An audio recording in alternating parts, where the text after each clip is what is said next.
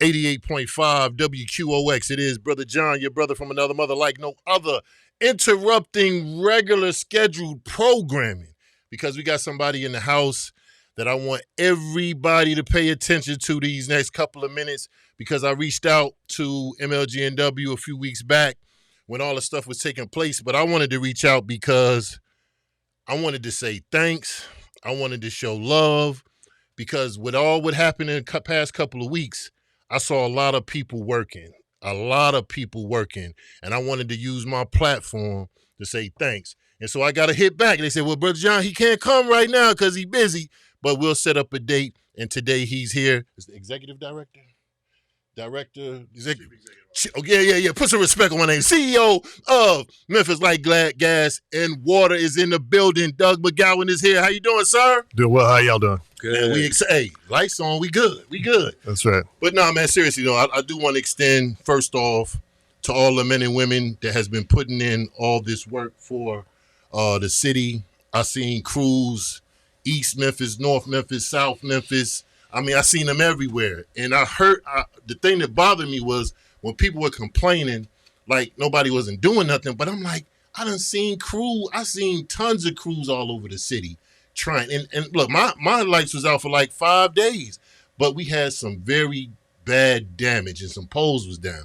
So I'm like, yo, I know it's going to take time. You know what I'm saying? But we got to have patience, you know? But Doug, thank you so much, man. And please let your team know and all the workers know, man, here at the 88.5 Memphis and Shelby County Schools, we thank y'all for the work that y'all been doing and the work that y'all continually do. But how has it been for you, man? Because I know you've been ripping and running and doing all kind of things. Yeah, it's been a heck of a first 7 months on the job. We've had kind of some unprecedented weather that we haven't really had. I mean, as I've talked to people, in the last 18 months, we've had 800,000 customer interruptions. That's the same number as we had in the previous 10 years. What? So I won't talk about the causes of that, but the severe weather is here with us.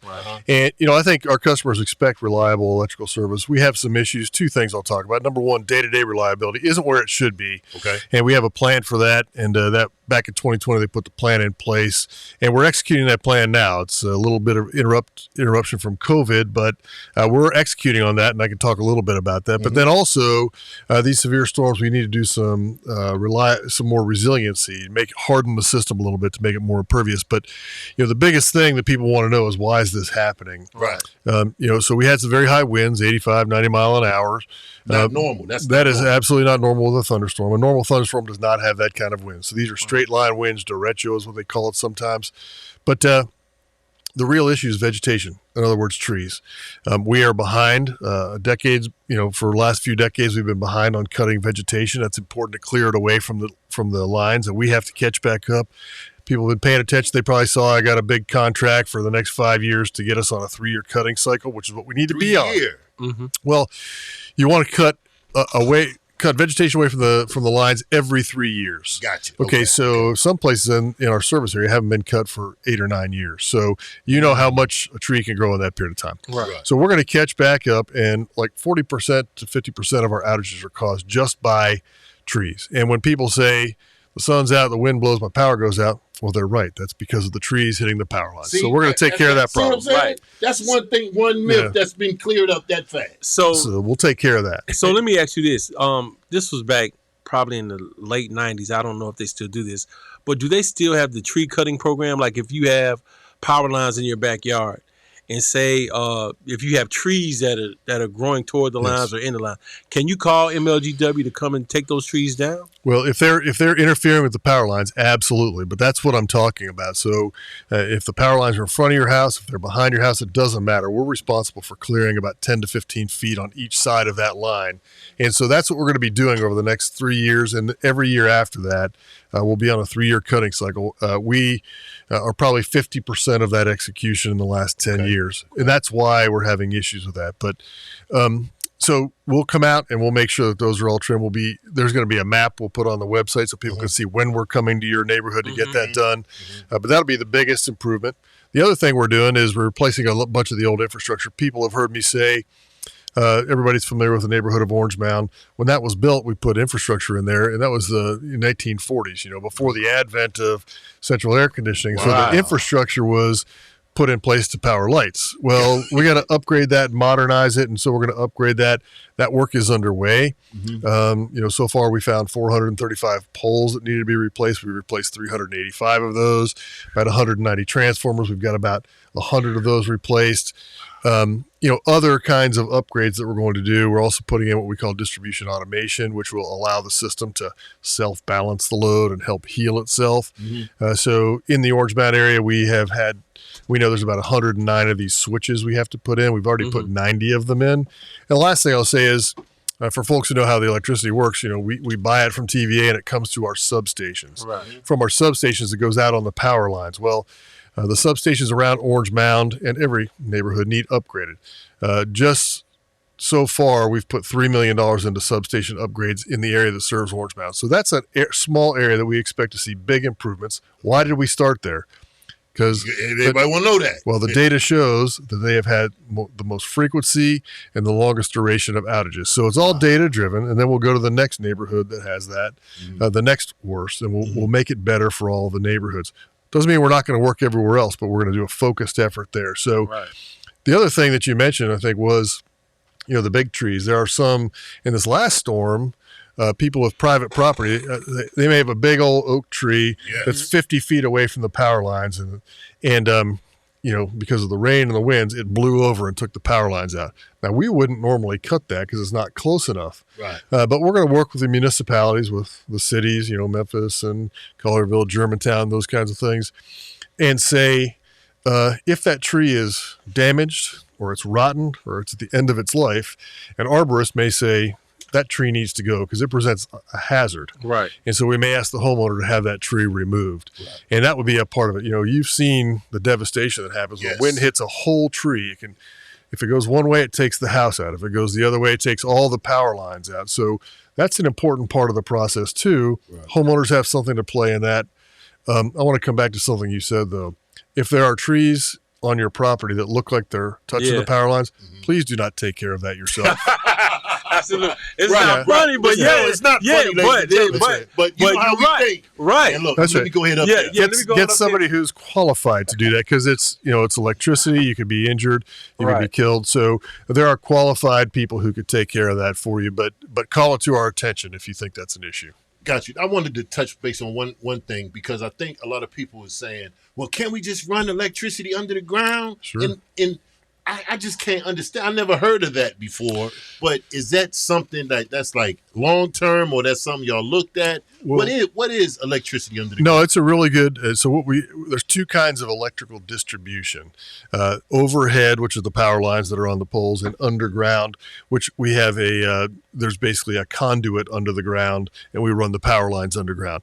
Now, in our whole system, all across the county, about 40% of the power is underground. Okay. If you live in a neighborhood and you don't see power lines up above, but you have a green box in your front yard, that's the transformer for your house and probably one or two others. Instead of having a round garbage can looking thing on the pole, that's the transformer that's connected to the other houses for overhead. So we have done that over the last probably 30 years with new subdivisions. It's all underground. It is more resilient, but it costs more to do and it costs more to repair. Gotcha. We do have an estimate for putting the rest of it underground. If we were to take everything we have today and put it underground, it would be $9 billion. $9 billion. $9 billion. Would it be? Yeah. Now, just to put that in perspective, so I want you to think about your own electric bill and just put that number in your mind. Right. And then multiply that by 2.5. And whatever that number is, so if you had a $100 electric bill, it'd be $250, and you would pay that much more forever to be able to pay to have all that infrastructure underground. Forever. Wow. But I'm glad you said that because, ladies and gentlemen, this is the man that's running MLGW. So all the hearsay and what you saw on TikTok and Facebook, we're getting the real deal information. So think about that. If you want those things, think of I'm doing the math in my head, and I'm like, it's going to cost a little pretty penny for that to take place. So we're happy to have the conversation, but there are other hardening things that we can do, and we will do. We will do some, as a part of our improvement program, we'll do some what we call selective undergrounding. We know there's some areas that may be susceptible, some key corridors, and you all know what they are in your neighborhood. There's that main corridor that runs down the middle of your neighborhood that has all the power lines on it. And if that goes out, then everybody's out. So we may look at those for selective undergrounding. We may do some things like upsizing the poles to make them more sturdy so they're not as susceptible to winds. But there are things we can do that don't cost $9 billion. But we're definitely going to have to spend some money, and that's been the issue over the past few decades is we focused on really how cheap everything is instead of focusing on value versus affordability. So, you have to invest money. It's kind of like I talk to people about your car. You can probably go 10, 20, 30,000 miles without changing the oil and save that $100 on the oil change, but it's going to come back to bite you at some point. You got to pay the money, even though you don't feel the difference. And that's what we need to do for our electrical system. We have to reinvest in it to keep it to a modern standard. And the good news is we have the money to begin doing this. And in earnest and in a way that people will feel. And it's not a 10-year program, it's a 3-year program to get significant improvements in reliability. So what can we do? I know you said the part as far as the trees and stuff like that. What can the customers do on top of the trees? Like what can they do to in the houses? To help? Right. When it comes to this, there's not much you can do in your house to make the system more resilient or reliable. Okay. The thing I would ask is that we have a bunch of programs that can help individuals. We have a thing called the Energy Doctor. Basically, reducing your overall electrical demand is good because what that does is it gives us more room to have more economic development growth. Mm-hmm. It also gives us the ability to make sure that we can continue to provide you. You saw what happened back in December. We had the rolling blackouts. There was a huge uptick in demand. Now, I want to let everybody know that was not Memphians doing that. That was another part of the service area that had mostly electric heat. And when the temperature got very, very cold, their electric heaters couldn't keep up, and they were just running all the time. Wow. Caused a spike in the demand for energy, and then there just wasn't enough electric generation to keep up, and so that's why they did the rolling blackouts. So hopefully that's an emphasis for all of us to say, hey, I know the tendency here, my family is just like everybody else. When it's hot, the thermostat goes all the way to the left to try to cool it down. Yep. When it's hot, when it's cold, it goes the other way. We recommend 78 in the summertime on your thermostat, which I understand means that's kind of warm. But if you don't think 78 is cool enough, I would encourage you to step outside for 10 minutes and then step back in. You're just going to feel really cool. Right. And then the wintertime, 68. But and if you put that thermostat down all the way, it's just going to run all the time. It'll never shut off. So you want to give it a break. It's going to give your energy bill a break. But we do have a program called Energy Doctor. And if you would like to find out ways you can save on your energy bill, our guys it's free to you. And our guys will come to your house and they'll give you a free assessment about, hey, one of the examples that was used is, well, a lot of us, gentlemen, we may have an old refrigerator in the garage. We might keep some sodas in there or something, right? The drill. Yes, sir. But if it's 120 in the garage, that refrigerator is never shutting off. It's always trying to keep it cool. So that might be a source of, high energy bill for you. But I encourage people to look at that and just think about ways they might be able to save a little bit of electricity. It's going to save you on your bill, and it's going to help us provide more reliable power to everybody. How is the city council when you have these conversations? Like, are they starting to get it now when you talk to them about it? I think I want to really commend the mayor, Mayor Strickland, and the Memphis City Council. They've been incredibly good partners. I used to work for the city for a number of years as the chief operating officer, and I think we had a really good partnership. We've gotten a lot of things done. Good. And that partnership has continued here at Memphis Light, Gas, and Water. They do, to your point, they do get it. You've heard conversations recently about, we have to reinvest in our system. We just cannot, leave the garden untended and expect something to grow. We have to reinvest in the system. We want to make sure we have because our customers deserve reliable power. I say it like this.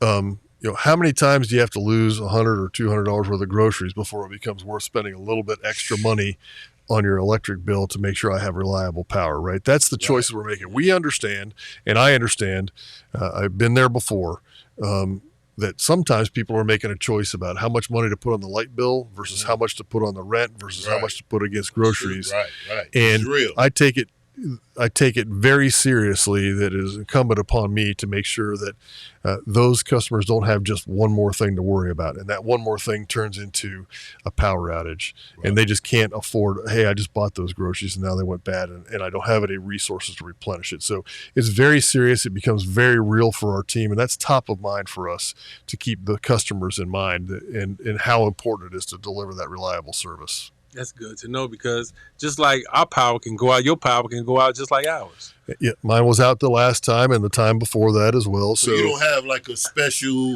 like I wish I did, a guard, a grid around your house and all that. I do not. People would say stuff like, sure. You bet Doug he got electricity. Yeah, I got electricity when my neighborhood got restored and not before. Mm-hmm. And I don't have a generator at my house. Despite the fact that my wife says we should invest in one at some point. I just haven't gotten around to it. But no, there is nothing special or different about the folks at Memphis Light, Gas, and Water with respect to that. We live in the neighborhoods that you all live in. And, we do have a prioritization scheme for restoring power, and I'll tell you what it is, because people often ask this. We have about 440 circuits.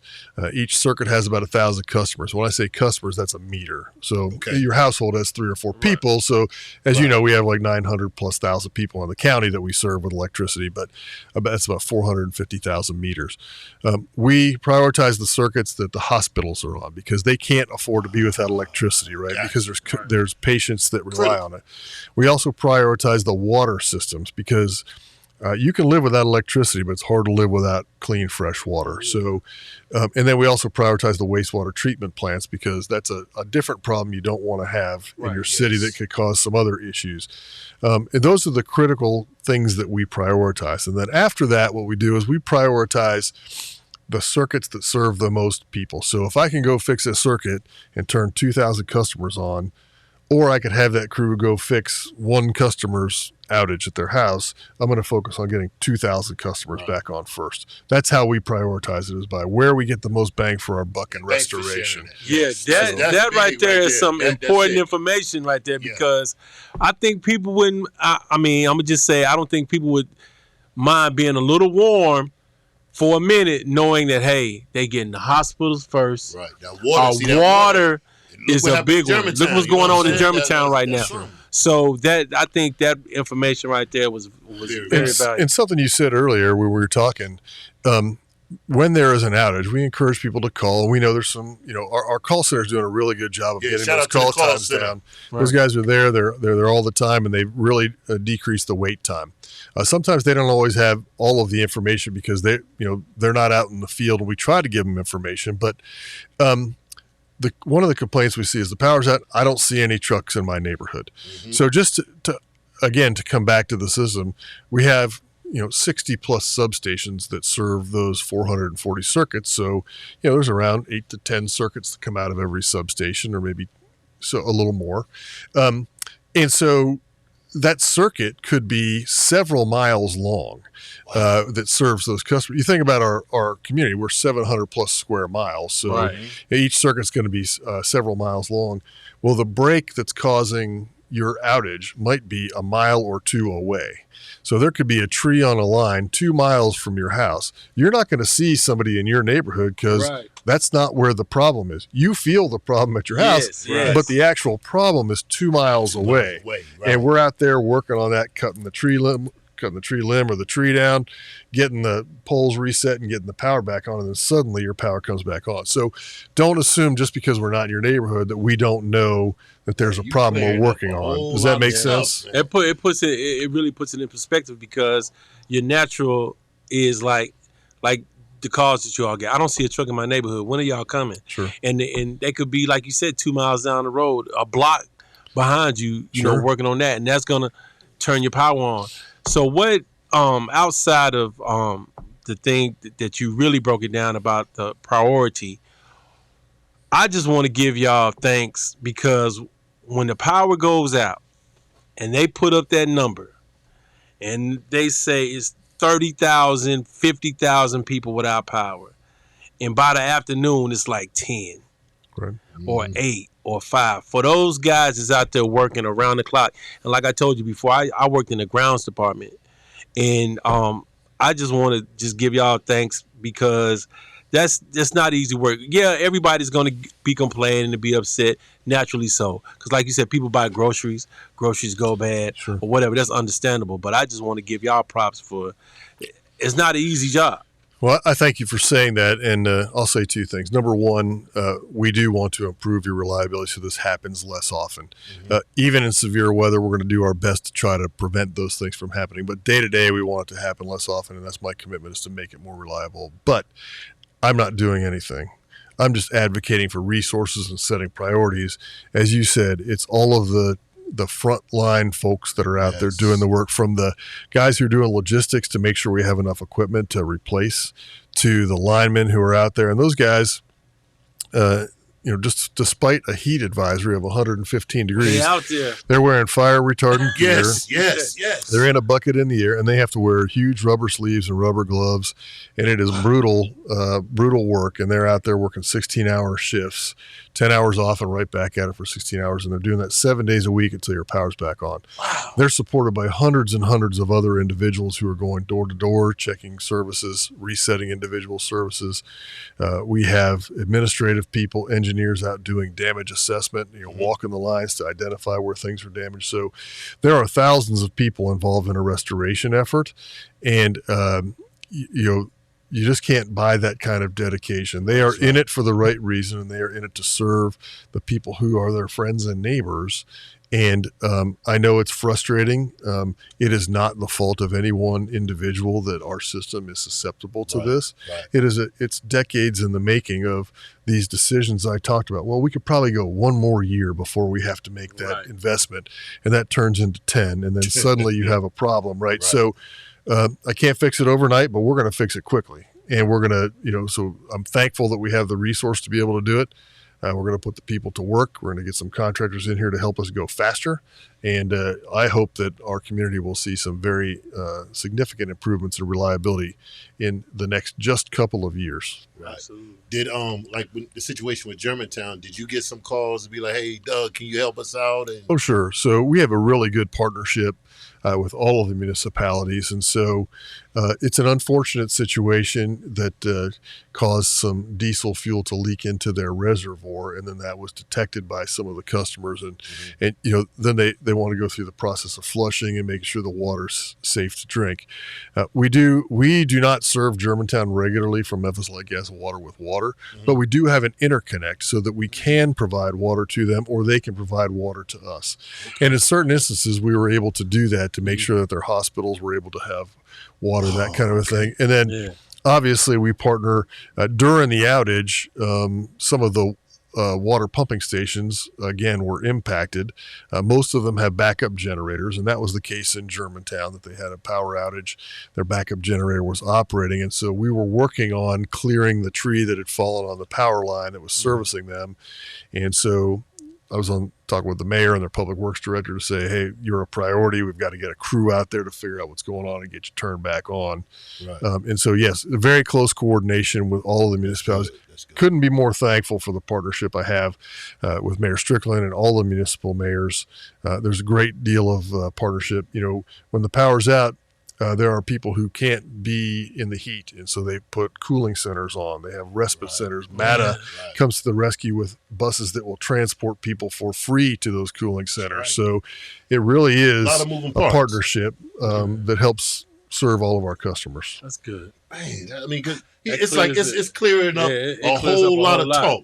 And that's why I'm a whole lot. glad that you came by. But we definitely care, that's for sure. Oh, for sure. Like, is it other things like y'all looking forward to? Anything you can share that's coming up with MLGW? Because y'all are always in the community. I've seen different workshops, and I see the blue tents everywhere when there's events. Anything y'all got coming up? Well, there's a couple of things that, in addition to investing in the infrastructure, we're going to spend a heck of a lot of money to make sure our electrical infrastructure is more robust. We've already done a lot of that with our water and our gas infrastructure, which, please don't forget, we have very reliable water. We have the cleanest water in the country. Is that still true? That is absolutely still the case. Wow. The cleanest and best water in the country. at the most affordable rates.